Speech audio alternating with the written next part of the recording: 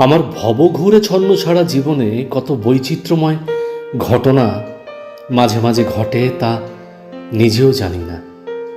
একটা আবছা অন্ধকারের মতো সেই সব দিন আজও আমায় হাতছানি দিয়ে ডাকে। মাঝে মাঝে মনে হয় সেই পলাশপুরের জীর্ণ বাড়িটার কাছে গিয়ে মুখোমুখি দাঁড়াই, কিন্তু যাওয়ার এখন অনেক বাধা। না আছে মন, আর না আছে সময়। বন্ধুদের মাঝে গিয়ে যখন দাঁড়াই, অনেকেই আমাকে অতীত জীবনের কিছু কথা বলবার জন্য অনুরোধ করে, কিন্তু কিন্তু অতীত তো অতীতই, তা তো মিলিয়ে গেছে কালের কল্লোলে। তাকে আবার ফিরে এনে কি লাভ? কিন্তু ওই লাভ লোকসানের হিসেব না করে পুরনো দিনটাকে আবার ফিরে পেতে ইচ্ছে করে। সত্যিই কি আমি সেদিন তাকে দেখেছিলুম, না তার ছায়া?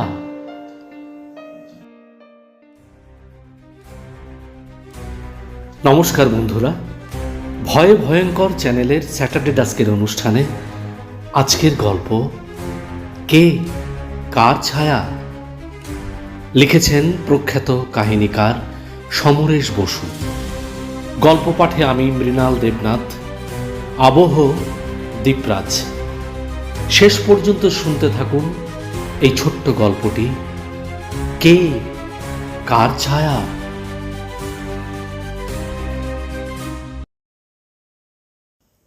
কে কার ছায়া?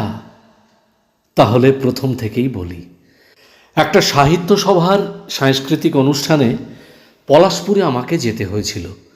সেখানকার তরুণদের উৎসাহে এই সভার আয়োজন হয়েছিল। যথারীতি সভা শেষ হবার পর আমার আর বাড়ি ফেরা হয়নি। রাত্রিবাস ওখানেই আমাকে করতে হয়েছিল। ওদের আতিথ্য আমাকে মুগ্ধ করেছিল। পলাশপুরের এই মায়াময় গ্রামের পরিবেশও আমাকে মুগ্ধ করেছিল। আমার থাকার জন্য হরিবিলাসবাবুর দোতলার ঘরে ব্যবস্থা করে দিলেন। এমনি আমার সাধারণত ঘুম খুব কম। রাত প্রায় তখন 2টো হবে। হঠাৎ দেখি আমার ঘরে কে যেন চুপটি করে দাঁড়িয়ে আছে। এত রাতে নিঃশব্দে চুপি চুপি কে দাঁড়িয়ে? কিছু মনে করবেন না, আপনার সাথে আলাপ করতে এলুম।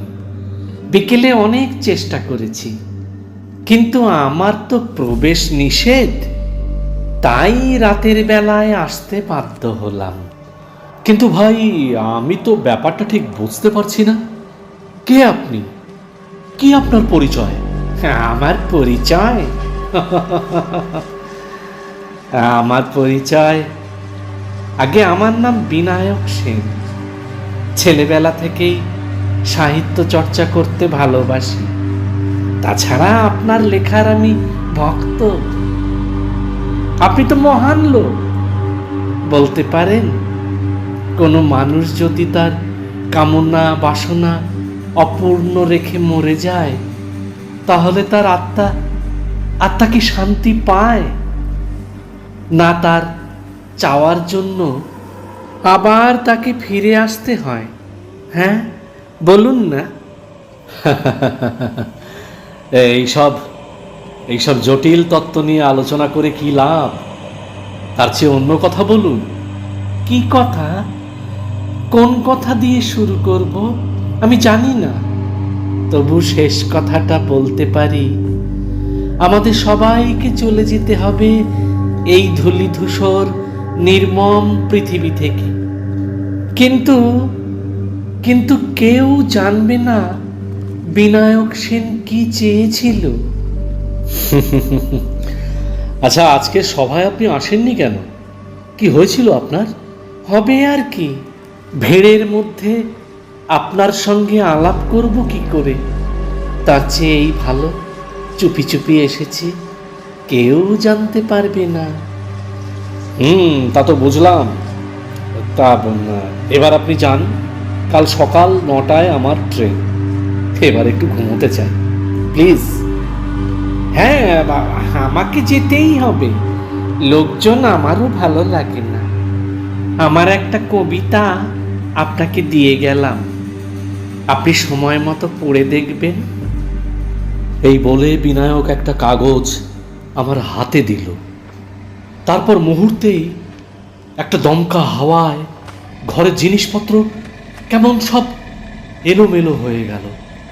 টেবিল, চেয়ার, কাগজপত্র সব যেন কেমন তাণ্ডব শুরু করে দিল। আমি কি করব ঠিক বুঝতে পারলাম না। আবার বিনায়কের কণ্ঠ শোনা গেল, ভয় পাবেন না, ভয় পাবেন না, একটু পরেই সব ঠিক হয়ে যাবে। আমি চললাম, আর হয়তো দেখা হবে না, আর হয়তো। বাকিটুকু আর শোনা গেল না। নিঃশব্দ চুপি চুপি চলে গেল বিনায়ক। আমি আশ্চর্য হয়ে গেলাম। নিশ্চয়ই বিনায়কের মানসিক ব্যাধি আছে, নইলে রাত 2টোর সময় এমন অদ্ভুতভাবে কেউ আলাপ করতে আসে। কেমন করে সকাল হলো টের পাইনি। হরিবিলাসবাবু এসে বললেন, কি খবর, আপনার কোনো কষ্ট হয়নি তো? না, কষ্ট কিছু হয়নি, তবে তবে এক ভদ্রলোক রাত্রিবেলায় 2টোর সময় আমার সঙ্গে দেখা করতে এসেছিলেন। কি বললেন, রাত 2টোর সময়? সে আবার কি? বিনায়ক সেন। হঠাৎ গম্ভীর হয়ে হরিবিলাসবাবু বললেন, বিনায়ক সেন? সে তো 1 মাস হলো মারা গেছে। আহা হা হা, বেচারা মরেও শান্তি পায়নি। আহা হা হা হা। তা বিনায়ক বড় ভালো ছেলে ছিল, আপনার লেখার ভক্ত ছিল। ওদের মধ্যে কে যেন বললে, বিনায়কের একটি কবিতা আপনাকে উদ্দেশ্য করে লেখা ছিল, আপনাকে দেবার জন্য নিয়ে এসেছি আমি। এই নিন, এই নিন,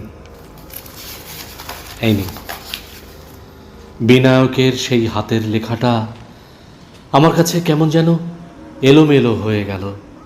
গত রাতে কে এসেছিল? সেও তো এই একই কবিতা দিয়ে গেছে, একই হাতের লেখা। আমি নিজেকে সামলে নিয়ে বললাম, এবার আমার যাবার ব্যবস্থা করে দিন আপনারা, আমাকে যেতে হবে, দেরি হয়ে যাচ্ছে।